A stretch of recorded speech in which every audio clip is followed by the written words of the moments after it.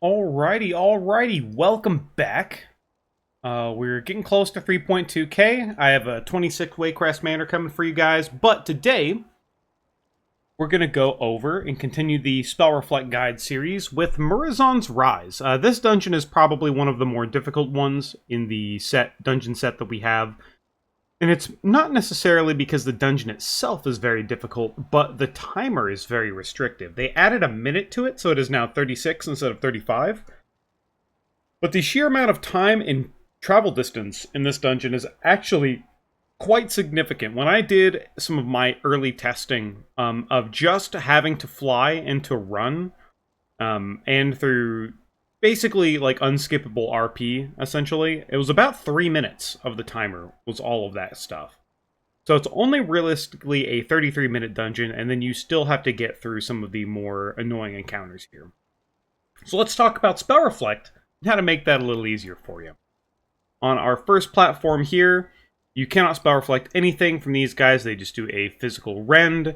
You can Spell Reflect the Corroding Volley, but obviously you're going to want to kick those. So you can reflect it if you need to in a pinch, but realistically you're kicking the Corroding Volley, right?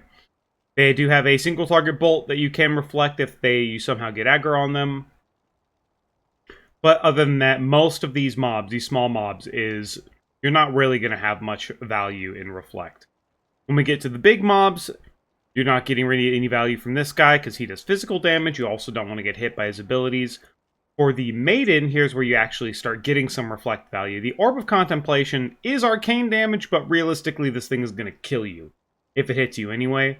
So most of your reflect value is going to come from reducing the amount of damage that Ancient Radiance is doing, just the pulsing AoE damage. You can, on this guy, when he does his Binding Grasp, you can actually reflect the Binding Grasp, and then he just walks out of his own Sandstorm. But because it's RNG on who it goes on, and the cast time is only about 1 second after dashing away from everybody else, realistically, you want to make sure this is kicked. And, like, I don't know, if you're in a pinch, you can maybe reflect this, but don't really try, just kick this thing. Don't really deal with it. Now, reflect value on tier. Basically, you're only going to get value from 2 spells. The Dividing Strike, and when he starts the Siphoning of the Oathstone, because he puts out a big AoE, that's arcane damage, and Dividing Strike is an arcane damage, not physical. Most of the time, I'd recommend using your Reflect on reducing the amount of damage Dividing Strike does. It does a crazy amount of damage. There are also situations where if someone has Spark of Tear on them, I wouldn't recommend using your Spell Reflect on Spark of Tear, because it's possible that the boss does Spark of Tear into Dividing Strike, and you really want that damage reduction for Dividing Strike instead. It's possible that they change his spell queuing and what he casts first in the future, and then because they changed it so he can only cast 1 Dividing Strike within his sequence, but that can still be one of his first casts, I believe. So definitely save Spell Reflect for Dividing Strike. If you have Spark of Tear and the healer actually dispels the other guy, you can still soak Dividing Strike with Spark of Tear. You might just need to pop your wall, like your Dab of the Sword or Rage Regeneration, on top of your Spell Reflect to live it. Because if you're not in it, the rest of your team's probably going to die too. So that's the main value you're getting here. You're not going to be standing in Infinite Annihilation. It's just going to kill you. This is physical. The barrier, the AoE he puts out from his barrier does do arcane, so you can technically get some value from that. Let's say if you see an orb that's going to slip through, you can pre-reflect that, but realistically, those things shouldn't be happening. Going through the gauntlet, or actually going up to these 2 guys, most of the time you're just going to want to use your Spell Reflect to reduce the amount of damage from Infinite Fury. The way these mobs are built, the Infinite Schism, this guy also does pulsing AoE damage. That's magic that you can do Spell Reflect value for, but it's not nearly as much damage as Infinite Fury, and Infinite Fury lasts 6 seconds, or it lasts 5 seconds, so you can get the entire value of your Spell Reflect damage reduction window with the Infinite Fury, and I'd recommend always using your Spell Reflect for that. You have your little gauntlet here, and then we come down here.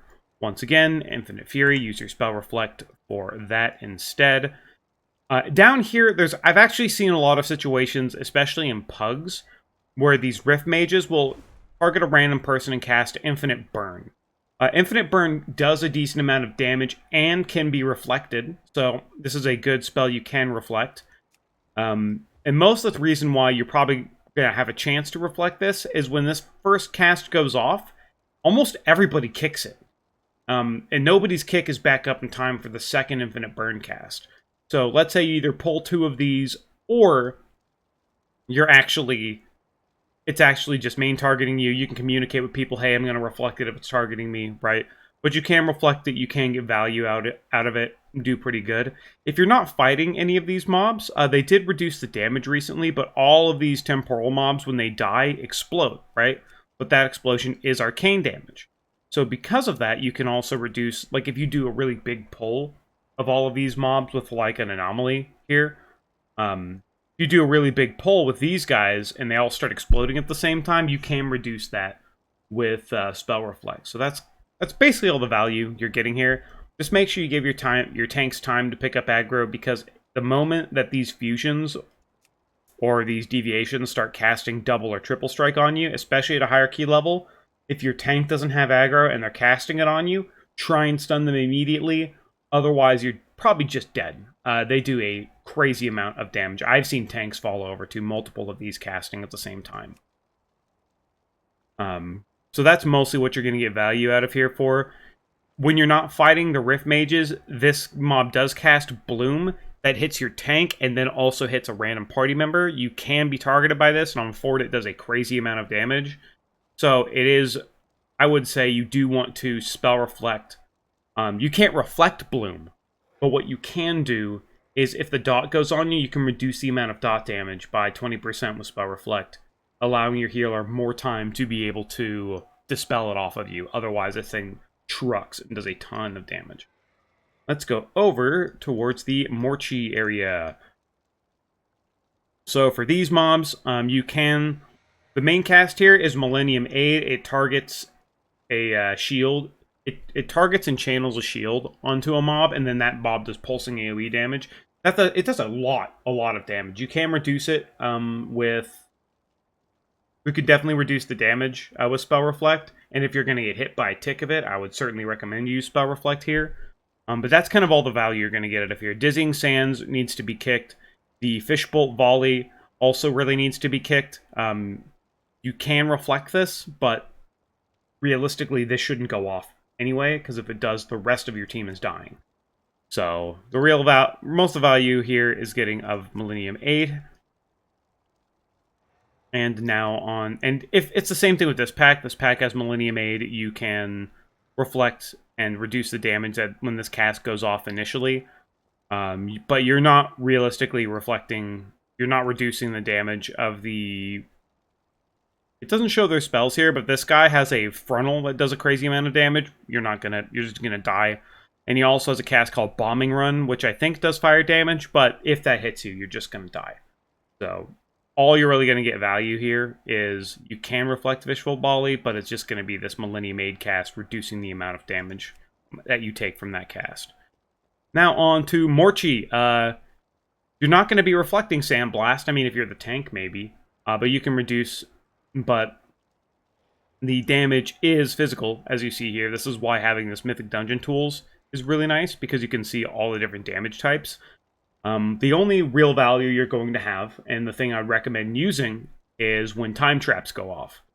So when Morchi puts a bunch of time traps around the area, and then you have to drag your future self, or the guy following you through the time trap, and it explodes, not only does it do an AoE explosion damage, that is arcane, it also leaves a dot on you that is arcane as well. That first set where everyone's basically exploding there is nearly at the same time. I'm assuming later on, as the key level gets higher, that's going to be more... there's going to be more time taken and more coordinated with higher groups. But in Pugs, a lot of people are just wanting to get it over with and get it done with. So you're going to have a lot of value with Spell Reflect, where as everybody is pulling their mobs into those traps, there's going to be a big AoE pulse and the dot, and you're going to have a lot of value pre-spell reflecting the pulse and the dot.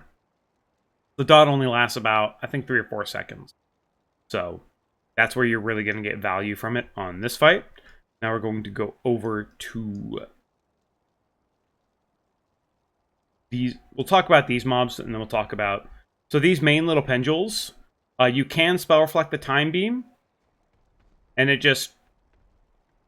And I believe it doesn't actually reflect the damage back into the mob. It just means it doesn't channel on you.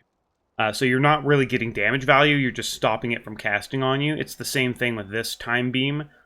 But the temporal link that this mob casts, you can actually just kick now. So realistically, people don't pull these because it's too many kicks and they're too stationary to deal with in a lot of situations. But when you do pull these, or if you pull these, all you're really going to be looking for is you can stun the little guys and then you can kick the time beam off the big guy so it's not channeling into somebody, doing damage to them and amplifying the damage you're doing to it to your teammate. If you somehow get channeled on and nobody has a kick, you can use Spell Reflect to reduce the amount of damage you're taking from this, but realistically, Spell Reflect has not too much value here.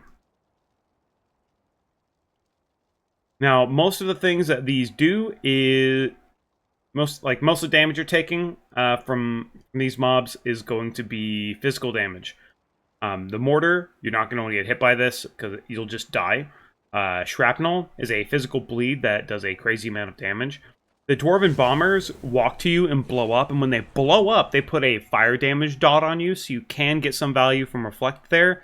But realistically, you don't want to get hit by literally any of this, because it all is very deadly and very dangerous. So I would highly recommend I would hopefully recommend you're not getting any value from Spell Reflect here, and all of the value you're getting is from the next pack of mobs. These mobs, all these guys do is a rally, and then they do a Sundering Slam. One person of each melee, a melee and a tank should get each rally, and then a range should be kicking the heal from this guy. But either the Consecration from Alliance or the Earthquake from Horde, both of which are magic damage, you can... what's interesting about this ability is what it does is it targets a random player, and it snapshots their location.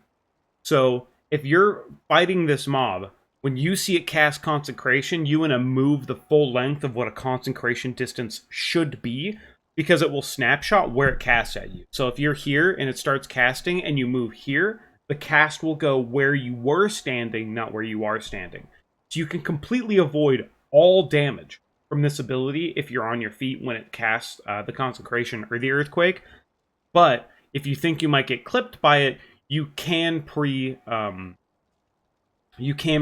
reflect to reduce the damage by 20%, and it might save your life. So Spell Reflect's value is only realistically going to be when you're taking damage from something you shouldn't be taking damage from, but Consecration is going to... But it can save your life by reducing the amount of damage you take, because it does a lot of damage very quickly. Now moving on to the boss. The only... You get some value here. This boss has... So this Battle Cry and the Battle Sense... when this boss gets a lot of stacks from killing the little mobs, the Battle Cry and the Battle Sense all do nature damage. So when you have a lot of incoming damage, because you see the boss has like 7 stacks after killing a bunch of the little small guys with the Shockwave. Shockwave is nature as well, but it does so much damage that you're not going to want to get hit by it. Blade Storm used to be nature damage, but it is now physical damage. So if you're playing arms, you can die by the sword. That kind of thing to not take damage from it, but as Fury, realistically, we're just running away from this thing, right? The ads that spawn, so you can reduce some of the AoE damage from the Battle Cry and the Battle Senses, but the ads that spawn, the only value you're getting off of is if the Conjurer, if the Alliance Conjurer or the Horde Warlock, I think it's called, or whatever, they have a Immolate cast, and that Immolate cast does a ton of damage if it goes on you and does not get dispelled. So if you do see it being cast on you, you can reflect it back, and then basically it'll kill the mob that you reflected onto. but most of your focus is going to be on killing the archer or if this is a horde set, you're killing the axe thrower. Because the serrated arrow's damage did get nerfed by 25%, but it is still incredibly deadly. So most of the reflect value here, once again, is you're getting from reducing the amount of just passive AoE damage that this fight has on top of potentially being able to reflect these spells, but there's nothing else to kick in this fight. So realistically, you're going to want to be kicking these mobs instead of reflecting their damage. Now we move on to the final section. So now you get, essentially these mobs alternate cast. It's the same thing as this front pack here. This mob's going to cast Infinite Fury, and these two mobs are going to cast their little AoE. Just use Spell Reflect to reduce the amount of damage from Infinite Fury, and that's all there really is to it.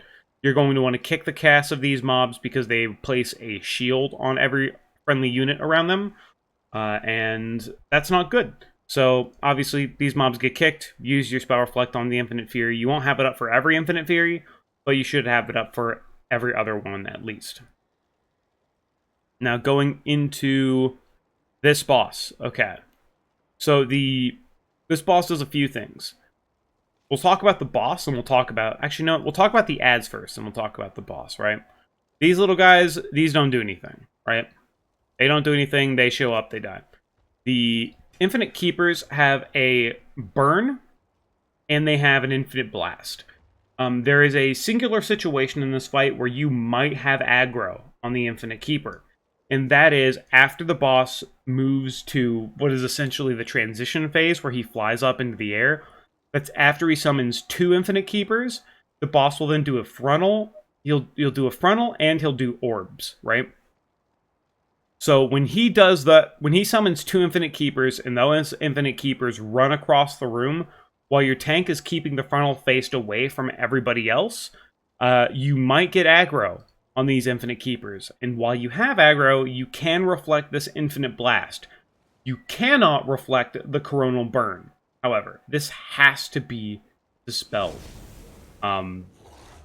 So I have tried to reflect it, and while my reflect has been up, I have gotten this dot. I don't know if that is because it is tagged incorrectly, so you can't reflect it, or they want it that way. But you can't reflect this. You can reduce the amount of damage this is dealing to you with Spell Reflect. But if you have aggro, you can reflect the Infinite Blast cast that the mob spam casts and do about 2 to 300k to the mob with it. But hopefully your tank picks these up quickly, so you're not taking that much damage from it. Now, the boss itself, where are you going to get reflect value from this boss? When the Infinite Orbs spawn, they do this Infinity Nova that increases damage taken and just does a large amount of AoE damage in general. For the first phase of this fight, most of the time I'm recommending you just use you can use your Spell Reflect on either of the ball drops that just do AoE damage. You're not really going to get value from anywhere else outside of having aggro of the mob, which you shouldn't. So if you do, you can have it for that, but most of the time, Phase 1, you're just using it to reduce the amount of damage of Infinity Nova. In Phase 2 of the fight, the boss does unavoidable arcane damage the length of the duration it's channeling Infinite Corruption. Because of that, it is unavoidable. It lasts for 4 seconds and does 3 ticks of damage. So if you precast Spell Reflect before Infinite Corruption goes off, you'll be able to reduce the amount of damage of every tick it does by 20%, and that's mainly what you're using it for. The orbs in the Infinity Nova is mainly a healer job. If you have Reflect up and you can reflect or reduce some of the orb damage, that's mainly what you're going to be doing. But I would highly recommend always using your Spell Reflect for the Infinite Corruption, mainly because your healer's going to have to move too. And because your healer has to move, that means they can't really heal you a lot now. Your healer can heal you when these are going off, but not when this is going off. So reducing the amount of damage that you take while your healer is unable to heal you and doing mechanics, this is going to be very important, right? So I would highly recommend just using Spell Reflect on this Infinite Corruption cast. And that's the dungeon, really. We have now finished the Spell Reflect Guide for Murozond's Rise. I tried to go a little faster. There actually isn't nearly as much to talk about in here as there was Throne. But I'll try to keep these a little more brief, because I realized I kind of rambled on a bit in Throne, and I don't want to be too long with it. But thank you very much for watching. I hope you have a good night, or a good day, wherever you're at, and I'll see you next time. Peace.